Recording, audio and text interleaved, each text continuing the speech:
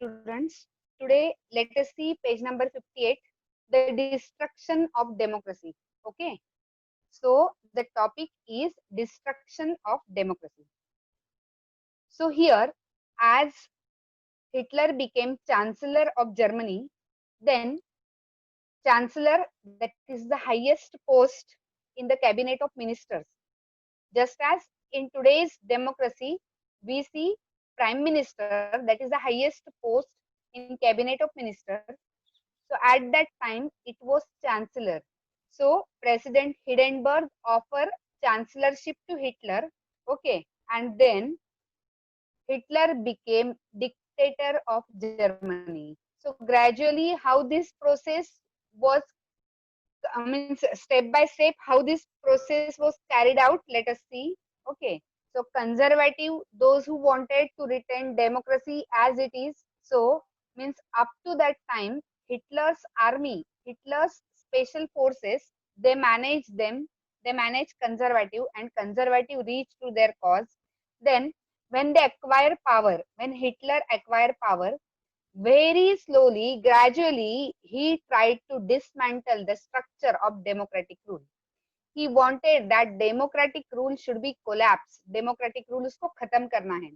कैसे खत्म किया? Mysterious fire broke out in German parliament. German की पार्लियामेंट में mysterious fire broke out हुआ.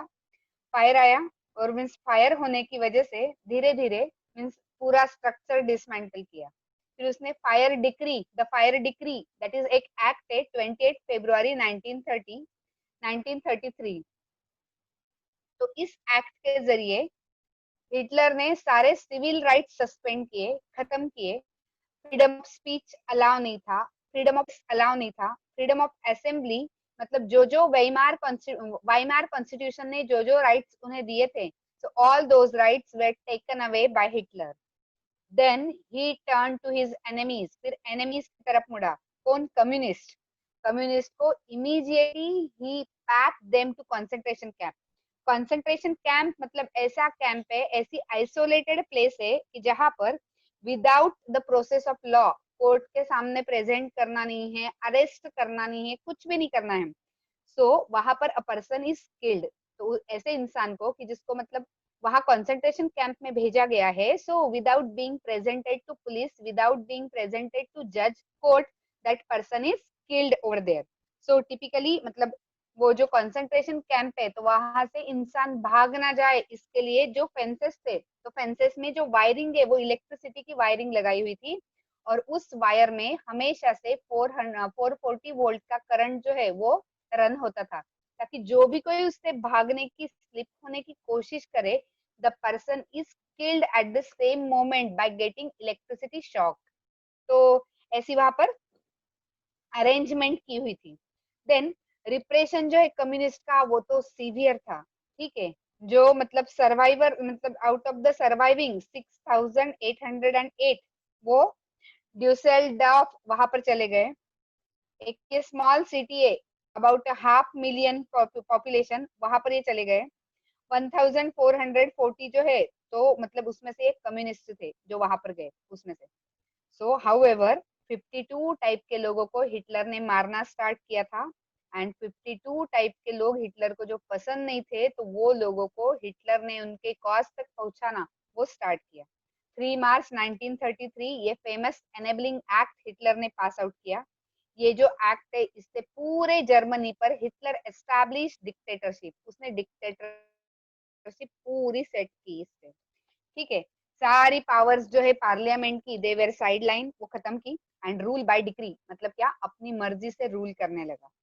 Then all political parties, all trade unions, everything is ban. सिर्फ Nazi और नाजी पार्टी से जुड़ी हुई जो 2-4 पार्टी थी, only these political parties are allowed to function, others were not allowed, and this is dictatorship.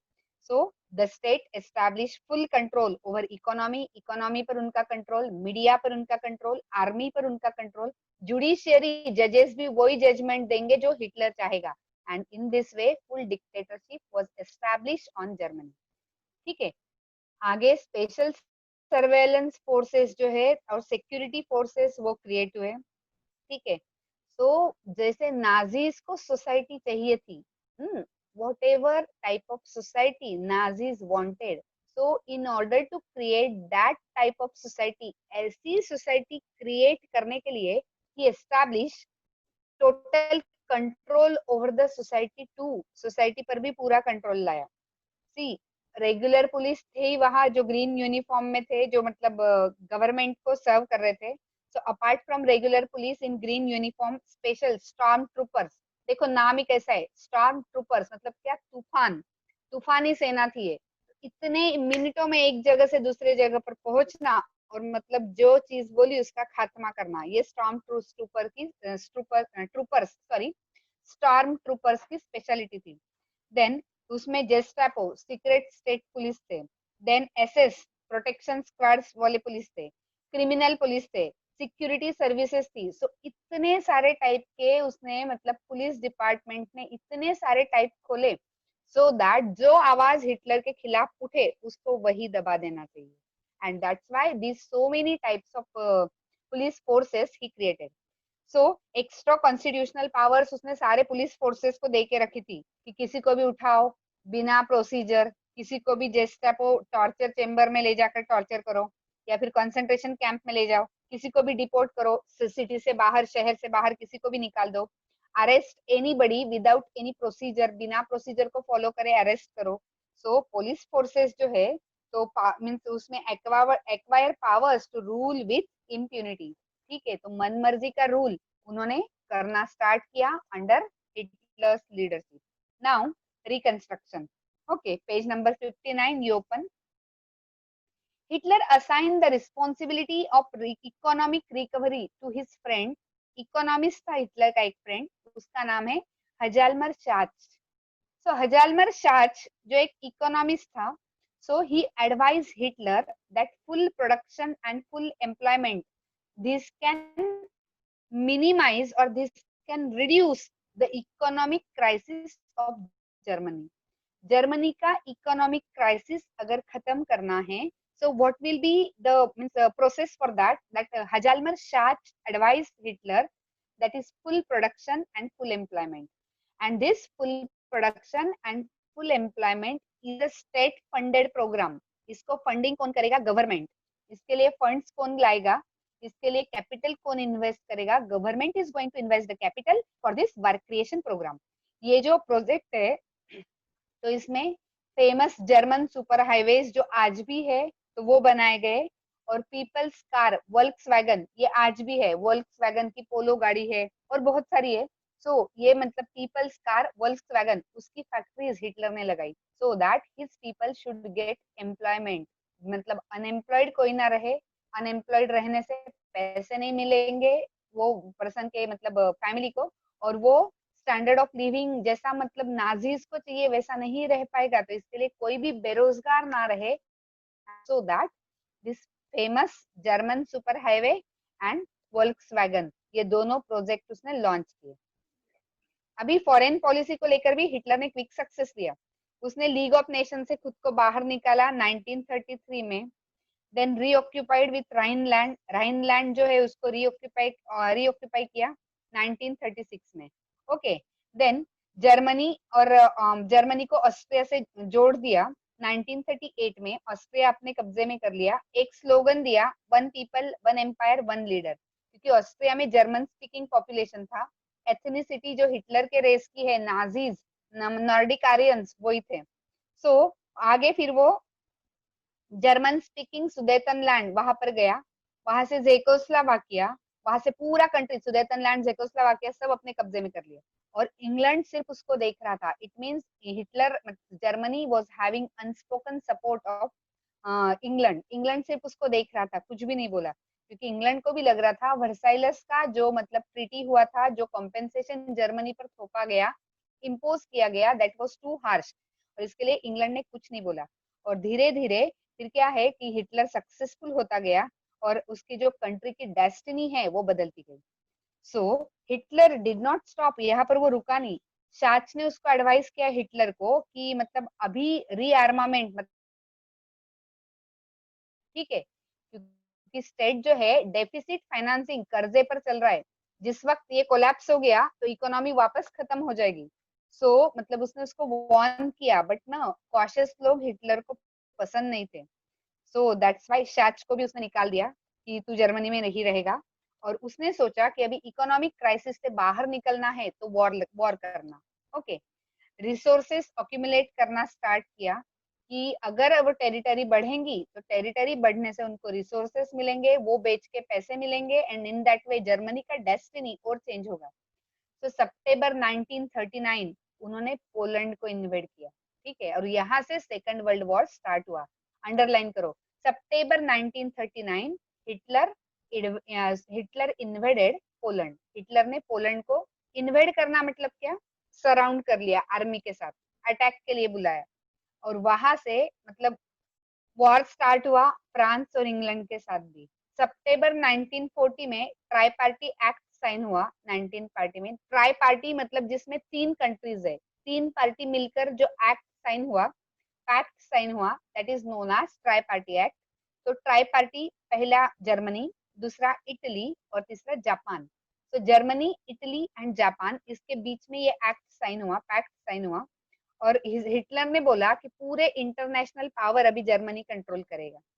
Puppet regime जो Nazi के supportive थे वो सभी जगह यूरोप में, मतलब जिनको लग रहा था हिटलर सच में बहुत कुछ करेगा, तो अदर कंट्रीज में भी नाजी पार्टीज बनना स्टार्ट हुई। And by the end of 1940 Hitler was at the Pinnacle of his power. Hitler ने हाईएस्ट पोजीशन तक पहुंच गया। पिनाकल, सुप्रीम पावर उसने हाथ में ले ली, हाईएस्ट पॉइंट तक वो पहुंच गया। हिटलर जो है तो अभी उसके लॉन्ग टर्म गोल्स जो है कि ईस्टर्न यूरोप कॉन्कर करना है, इसके लिए गया। उसको है ना, मतलब जर्मन के लिए food supplies and living space, मतलब ज्यादा स्पेशियसली रहते आए, बहुत ज्यादा मतलब क्राउडेड एरिया ना हो, that's why he wanted living space. And second thing food supplies. तो इसके लिए सोवियत यूनियन पर अटैक किया। एंड सोवियत यूनियन पर अटैक करना वो हिटलर के जिंदगी का सबसे बड़ा गलती हुआ वो। ठीक है, that was the blunder committed by Hitler. ठीक है, सोवियत यूनियन पर अटैक किया जून 1941 में। और ये हिस्टोरिक ब्लंडर, बहुत बड़ी गलती उसके मतलब जिंदगी की, कि हिटलर ने क्या किया कि एट द सेम टाइम यहाँ वो सोवियत यूनियन से लड़ रहा है, उसी वक्त ब्रिटेन पर एरियल बॉम्बिंग, ऊपर से बॉम्ब डाल रहा है। ईस्टर्न फ्रंट पर पावरफुल सोवियत आर्मी से लड़ते लड़ते इधर ब्रिटेन और फ्रांस इनसे भी लड़ रहा है। So at the same time he was fighting with 3 enemies.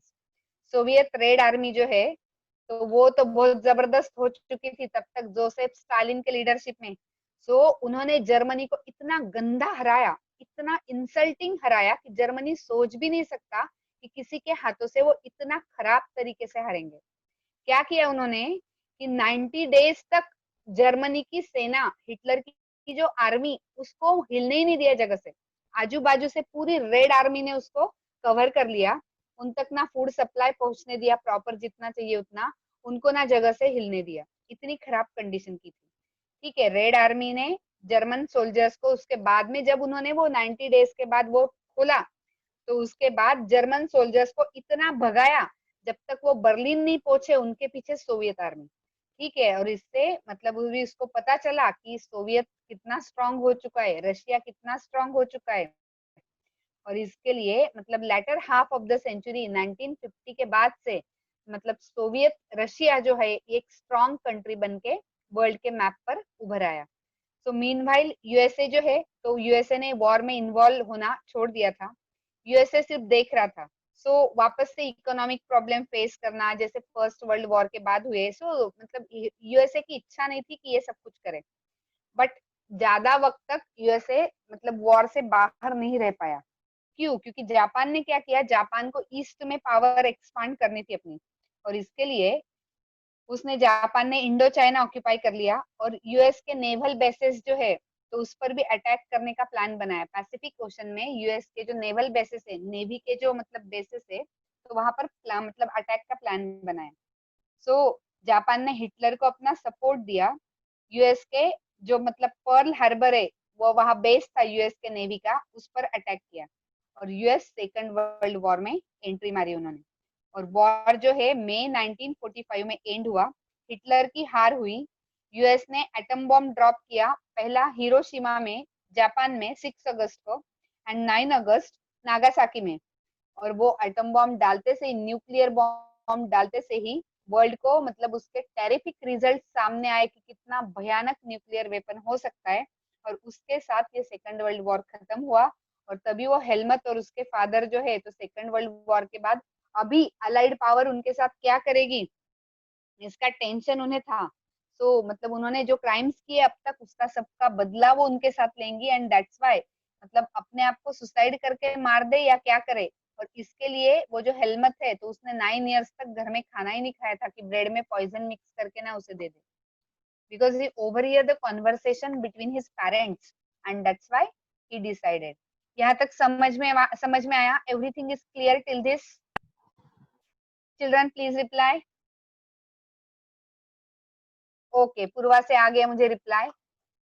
हाँ चलो, पेज नंबर 61 क्लियर। टेकआउट से भी आ गया। Okay, recording is going on, and so that means instead of unmuting yourself and talking, it is better way that you should text me. Okay, now subchapter number 3, the Nazi worldview.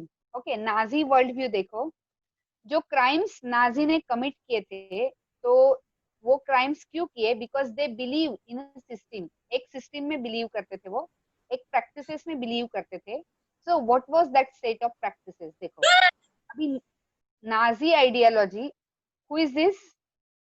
Nazi ideology है, Nazi ideology वो synonymous with Hitler's world view. Hitler का जो world view है, मतलब Hitler को दुनिया जैसी चाहिए थी, तो वैसे नाजी आइडियोलॉजी बनाने की उसने कोशिश की।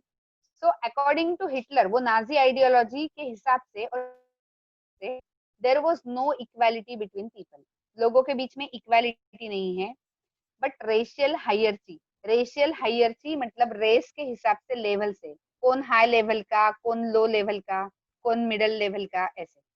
सो ये व्यू को लेकर जो ब्लॉन्ड, ब्लॉन्ड मतलब गोल्डन हेयर, ब्लू आइड जिनकी आंखें ब्लू कलर की है, Nordic German Aryan, Nordic German Aryan race है, रेस का नाम है।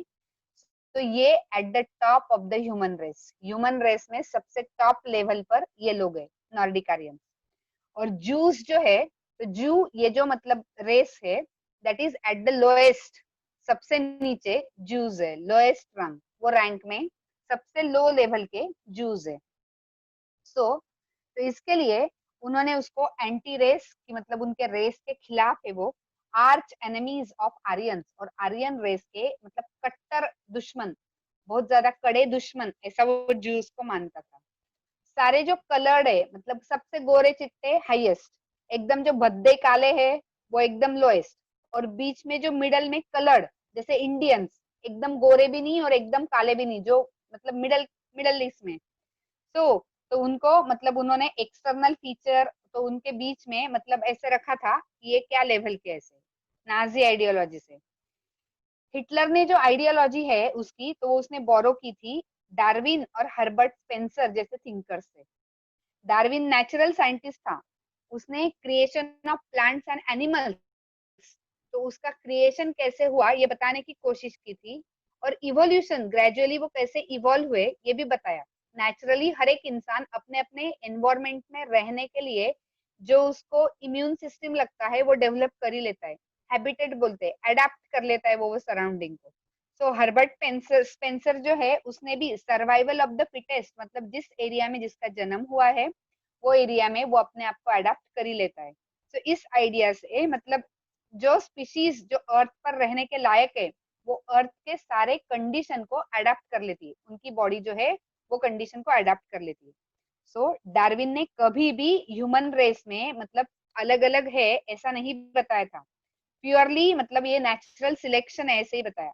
पर उसकी जो आइडियाज है उसको मैनिपुलेट किया, उसको तोड़ मरोड़ कर हिटलर ने प्रेजेंट किया था, और उसने मतलब जस्टिफाई करने की कोशिश की कि जो इम्पेरियल रूल है, तो इम्पेरियल रूल से ही मतलब दुनिया बच सकती है। जो मतलब ये गोरे चिट्टे, golden blonde hair, blonde hair वाले, ब्लू आई वाले, ब्लू आईज वाले जर्मन जो है, तो they are only for ruling the other people, दूसरे लोगों पर रूल करने के लिए ही ये रेस बनी है। पूरी दुनिया को ये कॉन्कर करेंगे, सारे लोगों पर यही रूल करेंगे, ये आइडियोलॉजी लेकर हिटलर चल रहा था। नाजी आर्ग्यूमेंट बहुत सिंपल थी, स्ट्रॉन्गेस्ट रेस उसने सरवाइव करना चाहिए और वीकेस्ट जो है उसने पेरिश, खत्म हो जाना चाहिए। इसके लिए उसने जो वीक रेस के लोग हैं उनको सबको मारना स्टार्ट किया। इनोसेंट थे फिर भी उसने मारना स्टार्ट किया। आर्यन रेस जो है तो वो क्या थी, फाइनेस्ट वन, तो इसके लिए वो सरवाइव करेगी, नॉर्डिक आर्यन। और जो मतलब जूस जो मतलब लोअर लेवल के जो रेसेस थे तो उन्होंने खत्म हो जाना चाहिए। तो उन प्यूरिटी बनाए रखना चाहिए, स्ट्रांग बनना चाहिए, वर्ल्ड को डोमिनेट करना चाहिए, यही वो सिखाता था। सो दूसरा एस्पेक्ट था हिटलर की आइडियोलॉजी की कि geo political concept of then Lebensraum. Lebensraum देखो, लिबेनस्ट्रॉम मतलब लिविंग स्पेस, ये जर्मन वर्ड है Lebensraum. Lebensraum it means living living space. Living space कैसा होना चाहिए, स्पेशियस, मतलब दूर दूर होने चाहिए, क्राउडेड नहीं होना चाहिए। तो इसके लिए न्यू टेरिटरीज, ज्यादा से ज्यादा एरिया जीतना, कॉन्कर करना और सेटलमेंट वहां पर ज्यादा से ज्यादा जर्मन लोगों को रूल करने के लिए भेजना, दैट वाज हिज ड्रीम, ये उसका सपना था। और उससे मदर कंट्री का एरिया बढ़ेगा, that would enhance the area of their mother country. Then new settlers new land पर जाएंगे, ठीक है, they could link that place to their origin, origin से वो लिंक करेंगे और इन दैट वे मतलब वो पूरे वर्ल्ड पर धीरे धीरे अपना डोमिनेशन ला लेंगे, ला पाएंगे। तो इससे मटेरियल रिसोर्सेज बढ़ेंगे, नेचुरल रिसोर्सेज जर्मनी के पास ज्यादा होंगे एंड जर्मन नेशन की पावर बढ़ जाएगी। And that's why that is this is the second aspect of his ideology. पहला एस्पेक्ट ये बताया नॉर्डिक आर्यन रेस का, दूसरा एस्पेक्ट ये बताया लिविंग स्पेस का। तो इसका 3 मार्क का क्वेश्चन आता है, ये एकदम अच्छे से नोट्स निकाल के भेजना है मुझे रात तक। So Hitler intended to extend German boundaries, उसको लग रहा था कि जर्मन बाउंड्रीज जो है तो ईस्ट की तरफ ज्यादा बड़ी हो, ज्योग्राफिकली मतलब ये पूरा एक एरिया हो जाए। पोलैंड जो है तो उसने पोलैंड को उसकी एक्सपेरिमेंट की लेबोरेटरी बना ली थी। Poland became the laboratory for his experiment, उसका एक्सपेरिमेंट फॉलो करने के लिए पोलैंड को उसने लैब बना के रखा था। Now establishment of racial state हो जाएगा अपना आज। सी, जब पावर में आया तो नाजी ने क्विकली उनके सपने साकार करने की कोशिश की। They wanted that their dreams should be implemented immediately, okay. और प्योर जर्मन्स जो है तो प्योर जर्मन्स सिर्फ रहेंगे और जो मतलब अनडिजायरेबल, जो वो स्टेट के कुछ भी काम के नहीं है, ऑल्दो वो जर्मन्स रहे फिर भी उनको मार देना है, तभी एम्पायर बढ़ेगा, ऐसा उसको लग रहा था। उसको प्योर हेल्दी नॉर्डिक आर्यन की सोसाइटी एक्सपेक्टेड थी नाजीज को। सो वो सिर्फ उसके हिसाब से डिजायरेबल थे और वो ही सिर्फ प्रॉस्पर हो सकते हैं, वो ही सिर्फ अपना पॉपुलेशन बढ़ा सकते हैं, मल्टीप्लाई हो सकते हैं। और बाकी अनडिजायरेबल रेस जो है अर्थ पर से खत्म करनी है, दैट वाज हिज थिंकिंग, ये उसकी थिंकिंग है। इसका मतलब हुआ इवन जो जर्मन इम्प्योर है, नॉर्डिक आर्यन है पर इम्प्योर है, एबनॉर्मल है, जैसे मतलब किसी का हाथ पैर कोई मतलब डिसेबल है, ऐसे ऐसे जर्मन्स को भी मार दिया उसने। सो अंडर यूथानसिया प्रोग्राम, यूथानसिया प्रोग्राम में हेलमट के जो फादर है तो वो खुद नाजी ऑफिशियल्स और वो खुद वो सब मिलके ऐसे जर्मन्स को मौत के घाट उतारते थे, who were considered mentally and physically unfit। ये डॉक्टर था ना हेलमट का, Helmont father, he was a doctor, Helmont के पापा डॉक्टर थे। मतलब वो क्या करते थे, चेक करते थे फिजिकली मेंटली अगर फिट है तो ही वो जर्मन को भी जिंदा रखना, if he is not physically and mentally fit then वो उसको तुरंत डेथ चेम्बर में पहुंचाते थे। So that is euthanasia programme, ठीक है, अंडरलाइन करो यूथानजिया प्रोग्राम को, कल क्वेश्चन पूछूंगी मैंने आज क्या क्या करवाया है। जूस जो है तो ये सिर्फ मतलब ऐसी कम्युनिटी है कि जिनको उसने अनडिजायरेबल माना, ऐसा ही नहीं है, बहुत सारे अदर कम्युनिटीज भी अनडिजायरेबल थे। जिप्सीज मतलब आदिवासी, आदिवासी को भी अनडिजायरेबल बोलता था। देन नाजी जर्मनी में जो ब्लैक्स रहते थे उनके लिए तो मतलब बिल्कुल भी जगह नहीं थी जर्मनी में, उनको वो रेशियली इंफेरियर मानता था कि ये कुछ भी काम के नहीं थे। सी, बायोलॉजिकल प्यूरिटी को वो मतलब खतरा है ऐसे लगते थे, ऐसा लगता था उसे, सुपेरियर आर्यन रेस के लिए खतरा लग रहा था उसे, तो उनको widely persecuted, persecuted it means what, persecution मतलब क्या कि उनको पनिशमेंट, डेथ पनिशमेंट देना डायरेक्टली। तो इवन रशियंस और पोल्स वो उनको भी सब ह्यूमन मानता था, पोल्स मतलब पोलिश, पोलैंड में रहने वाले। तो रशियंस एंड पोलैंड मतलब citizens of Poland according to Hitler they were also सब ह्यूमन, वो पूरे ह्यूमन बीइंग नहीं है, और इसके लिए उनके लिए there is no place for humanity, humanity दिखानी ही नहीं चाहिए। जर्मनी ने जब पोलैंड ऑक्यूपाई किया, रशिया ऑक्यूपाई किया, तो उनको गुलाम बनाया ये लोगों को, और बहुत जो है तो उनको हार्डवर्क, इतना हार्डवर्क करवाया और उनको खाना ही नहीं दिया, तो बहुत से लोग बिना खाना खाए इतना काम करने की वजह से ही मर गए, रशियंस एंड पोल्स। इतनी जाति की, इतने अत्याचार किए उसने, मतलब किसी भी मतलब अदर रेस को उसने ह्यूमैनिटी के आईज से देखा ही नहीं कि ये भी एक इंसान है। जूस जो है वो तो वर्स्ट सफरर, उनको तो सबसे बुरे तरीके से हिटलर ने मतलब मारा।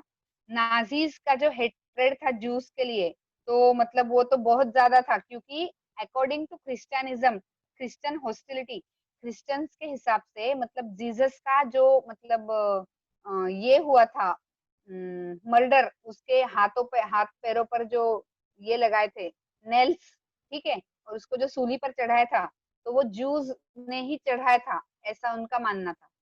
झूठ है हालांकि ये, ऐसा नहीं था। तो उसके लिए उनकी हॉस्टिलिटी, उनका तो मतलब उनके लिए इतना ज्यादा उनके मन में गहरा ये था, जैसे पॉइजन, कि उसको बोल नहीं सकते वर्ड्स में। तो जैसे वो जानबूझ के जूस के ऐसी इमेजेस बनाते थे कि क्राइस्ट को मार रहे वो। देन असरर्स, असरर्स देखो कि मनी लेंडर्स, ऐसे मनी लेंडर्स जो हाई इंटरेस्ट चार्ज कर रहे हैं, ठीक है, और असरर्स मतलब अब्यूजिंग वर्ड है ये, बैड वर्ड है, गाली है ये, उसको अभी मतलब बोलते थे। मेडाइवल टाइम्स में जूस जो है तो उनको मतलब हिटलर ने लैंड नहीं खरीदने दी, वो सिर्फ ट्रेड और मनी लेंडिंग बिजनेस से ही मतलब वो सरवाइव कर रहे थे।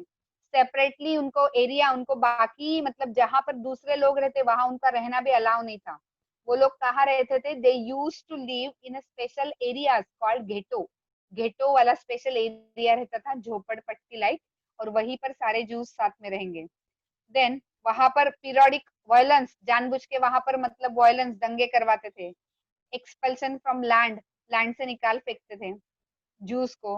हिटलर का जो हेट्रेड है जूस के लिए, तो स्यूडो साइंटिफिक थियरी, स्यूडो मतलब रॉन्ग, साइंस की रॉन्ग थियरीज पर बेस कर रहा था वो रेस के, और उससे मतलब ये जो कन्वर्जन है कि जिससे जूस के प्रॉब्लम को दूसरा कोई सॉल्यूशन है ही नहीं, there is no solution to the problem of Jews, ये सोच के मतलब सीधा उनको इलिमिनेट करो, खत्म करो, दुनिया से ही हटा दो, and that was the last solution. And so that Hitler ने उनके लिए दूसरा कोई सॉल्यूशन ढूंढा ही नहीं, डायरेक्टली जितने जूस है तो उनको मारना स्टार्ट किया। 1932 टू 1933 टू 1938 में नाजीज ने टेरराइज किया जूस को, डराया, पॉपराइज उनको है वो कंडीशन से और गरीब बनाया, सेग्रीगेटेड अलग अलग रहने लगाया, उनको कंट्री लीव करने पर मजबूर कर दिया कि कंट्री छोड़ के जाओ। नेक्स्ट फेज में 1939 टू 1945 में कंसंट्रेशन कैंप में ले जाकर उनको गैस चेम्बर में डाल के उनको मार डाला। मतलब इतनी जाति हिटलर ने जूस के साथ दिखाई। ठीक है, तो यहाँ तक का क्लियर है कि हिटलर ने कैसे कैसे मारने की कोशिश की थी जूस को, जिप्सीज को, जर्मन्स को। नाउ रेशियल यूटोपिया, ठीक है, racial utopia. Now racial utopia it means क्या कि रेशियल साइंस, मतलब हिटलर के हिसाब से कैसा था, ये जो shadow of war, second world war जो चल रहा था, तो नाजी ने रियलाइज किया कि मतलब ये जो मर्डरस और रेशियल आइडियल जो है, आइडियल ये अभी मतलब पूरा नहीं होगा, तो इसके लिए वॉर हारते हारते ये लोगों को मार के जाना है। तो genocide and war at the same time, जैसे अब अगर अभी कंट्री में ही इतने लोगों को मारना है, एट द सेम टाइम बाहर के दुश्मन से भी लड़ना है। These are the two sides of same coin, एक कॉइन है, उसके एक साइड में कंट्री के अंदर के दुश्मनों को खत्म करना है, एज पर हिटलर्स एटीट्यूड। दुश्मन तो थे ही नहीं वो, बट उनको अनडिजायरेबल रेस के थे, तो कंट्री के अंदर के दुश्मनों को खत्म करना है, एंड मीन्स आउटर साइड में देखो तो बाहर के दुश्मनों से लड़ना है। ठीक है, तो मतलब पोलैंड जो है उसको जब ऑक्यूपाई किया, तो नॉर्थ वेस्टर्न पोलैंड जो है जर्मनी को अनेक्स किया, पोल्स जो है उनको उनके घर में जाके निकाल दिया बाहर। ठीक है, और मतलब उनकी जो प्रॉपर्टीज है वो जर्मन लोगों में बांट दी, पोल्स की। पोल्स जो है हर्डेड लाइक कैटल, जानवरों जैसे उनको भगाया हकाल हकाल के। इन द अदर पार्ट, जहाँ जनरल गवर्नमेंट बोलते हैं उनको, दैट पार्ट में मतलब general government is one of the part of Poland, कि वो जनरल गवर्नमेंट ने सारे को हकल दिया, आधा पोलैंड ऑक्यूपाई करके पोल्स की प्रॉपर्टीज छीन ली, हड़प ली और वो जर्मन्स में बांट दी, जो सुपेरियर जर्मन्स थे। और फिर बाद में धीरे धीरे जनरल गवर्नमेंट्स में भी उठाकर ये सारे अनडिजायरेबल ऐसे मान के कंसंट्रेशन कैंप में डाल दिया उनको। पॉलिश इंटेलिजेंटिया के जो मेंबर है उनको तो लार्ज नंबर में मर्डर किया, लोगों को इनकी बातें सुन के इनके बातों में कोई नहीं आए। ठीक है, spirituality servile and spirituality servile entire people जो इंटेलेक्चुअली बुद्धिमान थे पोलैंड के, मतलब बहुत ज्यादा, मतलब अच्छे लोग जिनको बोलते थे, ऐसे लोगों को उसने पहले मार दिया, इनकी बातों में आकर ये लोग रिवोल्ट ना करें। पॉलिश चिल्ड्रन की जो मतलब आर्यन जैसे दिखते हैं, आर्यन अपने ट्यूशन का आर्यन नहीं, नॉर्डिक आर्यन रेस के जो लोग हैं, blue eyes, blonde, then blonde hair, ऐसे, तो उनको जबरदस्ती उनके मम्मी पापा से छीन लिया। रेस एक्सपर्ट ने उसको एग्जामिन किया कि ये मतलब नाजीज में मिक्स हो सकता है क्या। अगर वो टेस्ट में पास हुआ तो उनको जर्मन फैमिलीज में दे दिया कि इसको तुम लोग बड़ा करो, और अगर वो फेल ना, मतलब फेल हुए उस टेस्ट में, तो उनको कंसंट्रेशन कैंप, बच्चों को भी नहीं छोड़ा, बच्चों को भी कंसंट्रेशन कैंप में भेज दिया। ठीक है, सो लार्जेस्ट गेटो जो है, तो largest Geto that is and gas chamber, वो जनरल गवर्नमेंट, वो भी मतलब बहुत सारे जूस को और जर्मन को किलिंग सेंटर बना दिया जनरल गवर्नमेंट वाला area. And in that way Hitler fulfil his ideals. मतलब ये आज का होमवर्क ये है कि जितना पार्ट मैंने पढ़ाया डिस्ट्रक्शन ऑफ डेमोक्रेसी को लेकर, उतने नोट्स मुझे रात को 10 बजे तक पोस्ट करेंगे। ठीक है, फ्लो चार्ट बनाओ एक एक टॉपिक का और उसको आपको पोस्ट करना है। ठीक है, that is our today's homework. So now means meeting is about to end, few seconds